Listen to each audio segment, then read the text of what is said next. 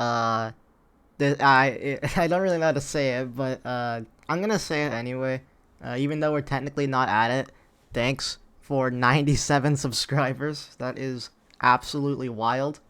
Who knew that me just doing a silly little Ark video would go from my channel having like 8 views or 8 subscribers to 98 within like a month?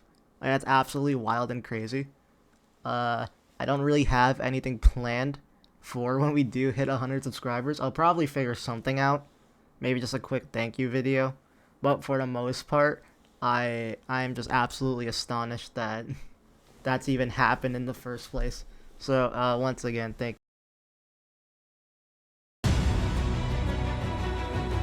So I decided that I was going to make a quick stop over to Fjordur in order to get some bats in order to use the Sanguine Elixir to go tame some stuff. So that's exactly what I did.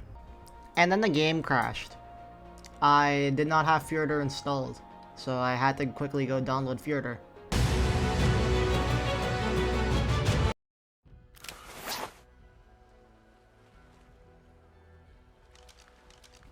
We're on Fjordur now, so time to go get ourselves a bat.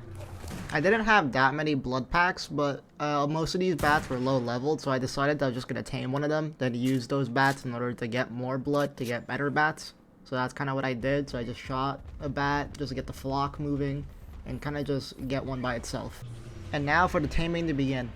So my way of taming these is I kind of just let them grab me, bring me up in the air, and then once they let go of me, I just put out my parachute, and then kind of just stay in the air until they pick me up again. Now, usually this works. Unfortunately, the bat here kind of just started attacking me a lot. So it's basically a trial and error until it finally got tamed. I started recording, but I kind of forgot that that I was invisible, and so I accidentally just lured out all these bats in the middle of the sky. So that definitely helps things out for later. After some continuous pain and suffering from getting these bats and getting them to try and pick me up, I finally tamed one bat, and then I got another one as well, just to have a backup in case I ever needed it. While here, I also decided I was gonna go get some Magmasaur eggs. Why? Because why not? It's cool to have a Magmasaur, you know?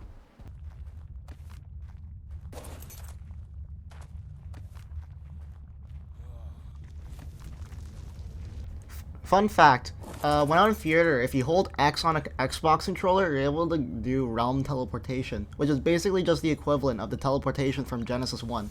So doing this is just a really easy way to get out of the certain situations like really quickly, so keep that in mind.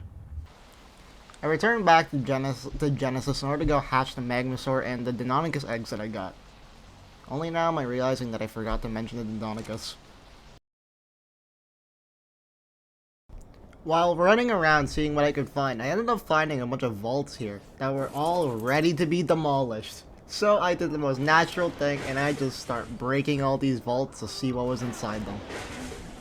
At the end of the day, this was a really good pull from all these vaults. There was a lot of good stuff that I managed to get from this. No way, guys, I just beated the Alpha Master Controller. This is so freaking cool. It's a shame that I don't have the footage conveniently. Remember when I tried getting that Mantis in the last episode? Well, I decided to try again. This time I was gonna be successful. I learned from my mistakes, and I got stuff that I needed, like Sanguine Elixir and a trap. I ended up having to get rid of the trap since it just wasn't working, but I did begin the taming process of the Mantis. And, as always, passive tames are incredibly infuriating.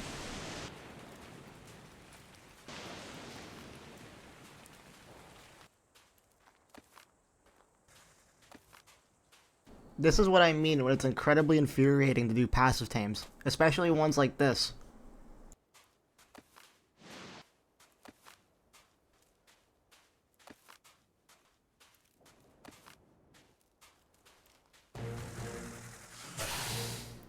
Thank God that's over with. Now that we have the Mantis, we're able to do an attempt on Bulldog Fetch a lot easier now. The Mantis really helps in this just because it just hits more consistently than using a rifle in order to knock these guys out. Just because the rifle can just hit blank shots, sometimes it won't hit, sometimes it won't shoot, slow to reload. With the Mantis, it just makes that a lot easier.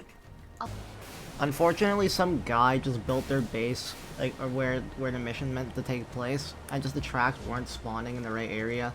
So it's just an entire mess of me just trying to look around, seeing where the tracks are.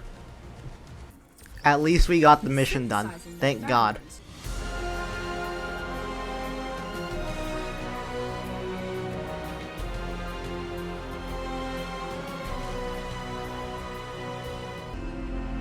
If only Helena could have seen the...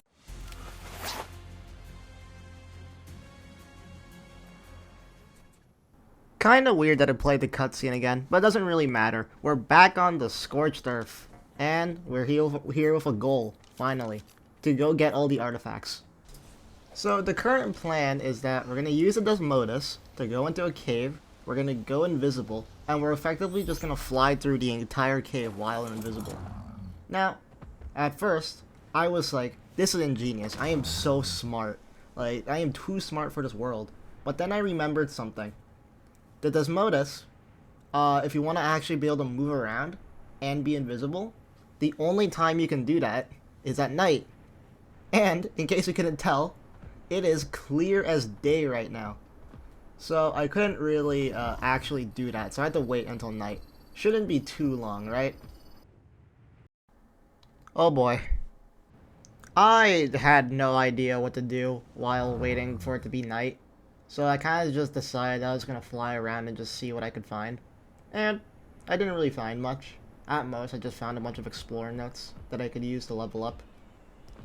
But other than that, nothing really happened. Until I found this place. Looks kind of normal, but then you realize something. Those are just a bunch of fertilized Deinonychus eggs ready to go. And who knows if those Deinonychuses might be mutated or something. So I did a very logical thing and tried to see if I can get them. Running up against a wall, for a split second you can see the option to grab a Deinonychus egg.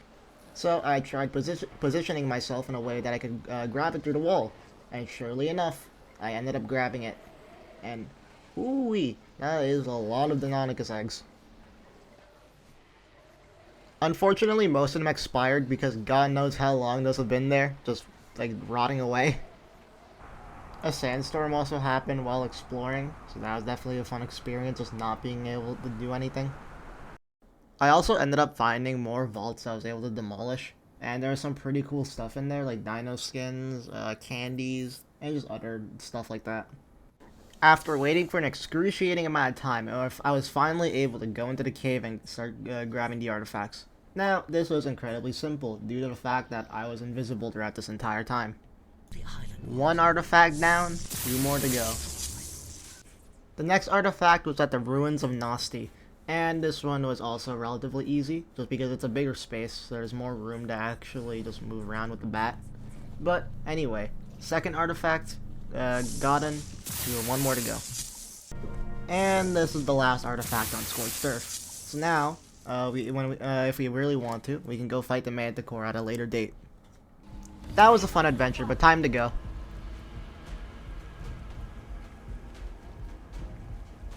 I'm sure that won't be a problem. Oh fuck. So I ended up dying during that, with the Capro. So I just quickly respawned on Scorched Earth, grabbed a random drop that was nearby, and then I B-ran to get my stuff before it expired. I had to wait for transfer timer, but this time I had a Deinonychus protecting me from any Capros that could potentially come. That was a fun adventure on Scorched. And from the looks of these Deinonychus, they might potentially be boss Deinonychus, but I'm not 100% sure. I also decided that I was just going to do choose your own adventure while I was here. And the premise of this mission is relatively simple. There's a room, you have to do something with colors. Whichever color is repeated the most is the door you have to go through at the end. Now there's 3 different versions of this. So you can get one where you have to kill enemies, one where you have to kill buttons, and one that you have to collect keys. Now, all of this is completely random, so it's not like a set amount, but in my opinion, the way that you want it is for room 1, you want either keys or pads, room 2, either keys or pads, and room 3, you're gonna want the kill ones, because the kill ones are a lot easier to do in room 3, for a very specific reason that I'll show later. The reason why room 3 is a lot easier with the kill objective is just for the fact that you can lure everything towards you instead of having to go towards the keys or the pads. And this is a very vertical room, and it's just really annoying to get around at times due to the water and kind of parkour that you have to do. Also, a tip here would be to bring a zipline anchor, a zipline motor, due to the fact that you can go up and down zip lines to get to other places. And this is kind of just a thing throughout the entire mission, just to have a zipline motor. And now it's time for the boss at the end, the Macro Summoner. This one's a really easy fight if you know what you're doing. So basically, the Macro Summoner is going to summon in 2 normal summoners. These ones are going to be color coordinated. So right now it's pink and green. So all you have to do is just step on the padded plates that are whatever color those summoners are. And then once you step on all the plates, the summoners will drop their shields. You kill both the summoners, and then you can start shooting at the Macro Summoner. And then it's just rinse and repeat from there. And this mission is very, very easy. Just as long as you pay attention to what plates you're stepping on, this is possibly the easiest mission. One less baddie to worry